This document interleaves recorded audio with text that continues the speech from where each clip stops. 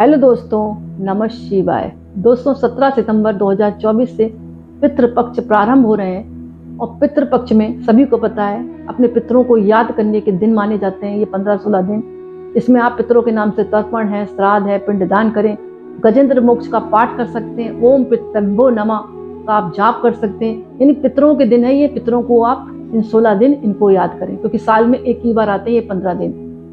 अब जैसे हम तर्पण करते हैं, इसकी क्या प्रक्रिया रहती है दोस्तों? जब तर्पण कर रहे हैं, और अंगूठे से क्यों किया जाता है? अंगूठे से जब हम तर्पण करते हैं तो अंगूठे में जो स्थान माना जाता है वो पितृ तीर्थ माना जाता है। अंगूठे के नीचे का स्थान जो होता है वो पितृ तीर्थ के रूप में माना जाता है। और जब हम पितृ तीर्थ से जल को आप ऐसे समर्पण करते हैं अपने पितरों के नाम से, तो सीधे वो तीर्थ से होता हुआ पितरों तक पहुंचता है। इसलिए हम अंगूठे के माध्यम से तर्पण करते हैं, क्योंकि यहाँ पर पितृ तीर्थ कहलाता है।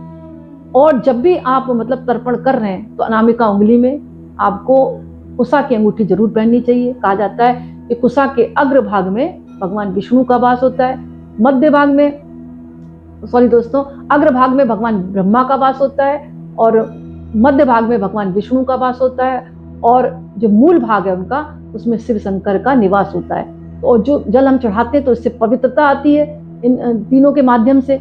तो पवित्रता के साथ जो पितर हैं वो आसानी से उस जल को ग्रहण कर लेते हैं, क्योंकि पितरों को शुद्धता बहुत ज्यादा प्रिय है। इसके अलावा आप हाथों में जब तर्पण कर रहे हैं तो जल लें, कुशा लें और अक्षत लें। सफेद फूल ले सकते हैं, काले तिल ले सकते हैं। और आप जब उनके नाम से तर्पण कर रहे हैं तो आपको 2 परात रखनी चाहिए। 2 परात रखें, 1 लोटा रखें, 1 लोटे में जल रखें, और इस तरह से आपको करके पितरों के नाम से अपनी हथेली के द्वारा उनको स्मरण करना है। यानी तर्पण समर्पयानि, तर्पण समर्पयानि। तर्पण का मतलब है अपने पितरों को पानी पिलाना, उनको संतुष्ट करना, और कोई संशय वाली बात नहीं है। अगर कोई त्रुटि भी हो जाती है तो आप माफी मांग सकते हैं, लेकिन ये विधि तो आपको अपनानी ही पड़ेगी। 1 लोटे में जल भरें, हाथों में जल है, कुशा है, काले तिल है, अक्षत लें और अपने पितरों का ध्यान करें। ओम पितृभ्यो नमः उनको आह्वान करें, और उसके बाद आपको ऐसे करते हुए जल को दूसरे परात में छिड़क देना है। मैंने जैसे कि बताया, यहाँ पर पितृ तीर्थ होता है। पितृ तीर्थों से जो जल निकलता है वो सीधे पितरों के पास पहुंचता है।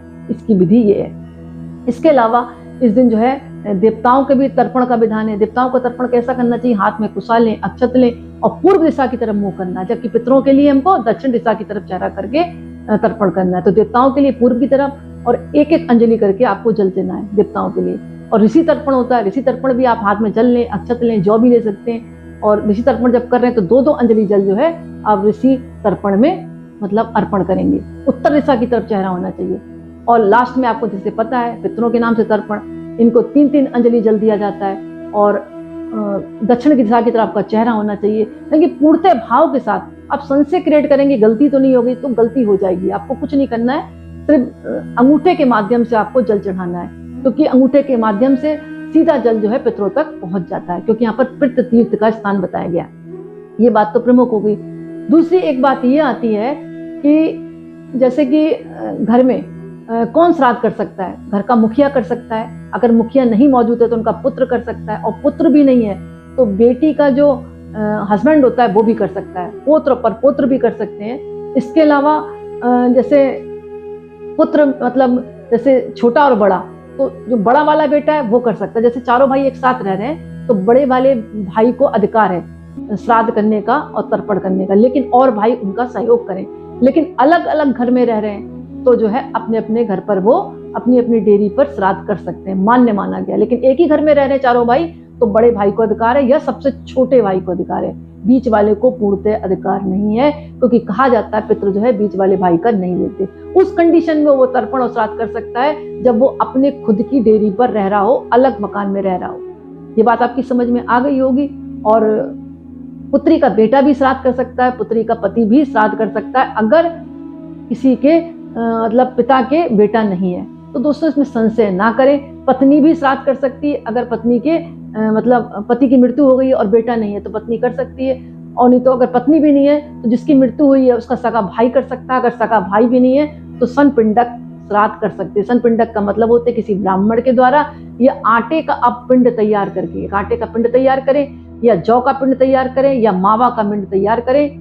मावा का, जौ का या आटे का हथेली पर रखें, उसमें काले तिल रखें, कुशा रखें, फूल रखें और जिसके नाम से आप तर्पण कर रहे हैं कुछ मिष्ठान रख के, उनका नाम को स्मरण करके, याद करके आपको श्राद्ध कर देना है, उस पिंड को वहीं छोड़ देना है। क्योंकि पिंड के माध्यम से जितने भी जीव जंतु हैं उसको ग्रहण करते हैं। और कहा जाता है जीव जंतुओं में जो आत्मा है वो पितरों में भी वही आत्मा होती है, पितरों में भी आत्मा वही है और वही जीव जंतुओं में आत्मा है। तो कहीं ना कहीं पितरों को जो भोजन है जीव जंतु जब ग्रहण करते हैं तो उसके माध्यम से उनको लग जाता है, ऐसा मानना है, इसीलिए श्राद्ध किया जाता है। और जब श्राद्ध कर रहे हैं, ब्राह्मण थाली आप लगा रहे हैं, तो ब्राह्मण भी 5 तरह का, आपको पता है 5 जगह भोजन निकाल देता है, जिसको कहते हैं पंचबली कर्म। तो पंचबली कर्म कैसे होता है? गाय के नाम से, कुत्ते के नाम से, कौए के नाम से, चींटी के नाम से और देवता के नाम से। यानी इस कर्म के बिगड़ जो है पितृ जो है भोजन ग्रहण नहीं करते। ये बात तो हो गई पितृवाली।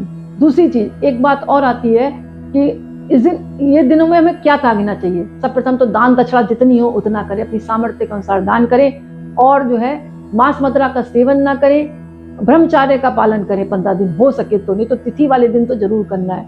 और लहसुन प्याज का सेवन नहीं करना है, धूम्रपान नहीं करना है, किसी को कटु वचन नहीं बोलना है। इस तरह से आपको सावधानियां रखनी है। इसके अलावा एक कहानी इसमें यह आती है कि एक बार जो कर्ण थे जब मृत्यु को प्राप्त हुए तो वो स्वर्गलोक को गए। स्वर्गलोक को जो वहाँ के देवतागण थे उन्होंने थाली में उनको सोना खाने के लिए दे दिया। तो जो कर्ण थे बोले ये क्या सोना कोई खाता है? तो देवतागणों ने कहा आपने जिंदगी भर क्या त्याग किया, मतलब क्या दान किया था पृथ्वी लोक में? तो उन्होंने कहा मैंने तो कुंडल दान किए, कवच दान किया, सोने की चीजें दान करी। तो बोले तो जो देवतागण बोले तो तुमको खाने को जो तुमने दान दिया तो वही तो मिलेगा, जो हम पृथ्वी पर दान देते हैं वही हमें प्राप्त होता है। तब इंद्र को अपनी गलती का एहसास हुआ। इंद्र ने वापस कहा, उनसे हाथ जोड़े कि हमें क्षमा दो, हमें माफ करो और हमको वापस पृथ्वी लोक 15 दिन के लिए आप भेज दो। हम 15 दिन में अपने क्षमा प्रार्थी होकर जो भी मैंने गलतियां की हैं वो दोबारा मैं नहीं करूंगा। तो वापस कर्ण ने, मतलब कहा जाता है, ऐसा कहा जाता है, शास्त्र कहता है, मैं नहीं कह रही, कि पृथ्वी लोक पर आए और उन्होंने जो है अपने खाने पीने की चीज बहुत ज्यादा अन्न दान किया।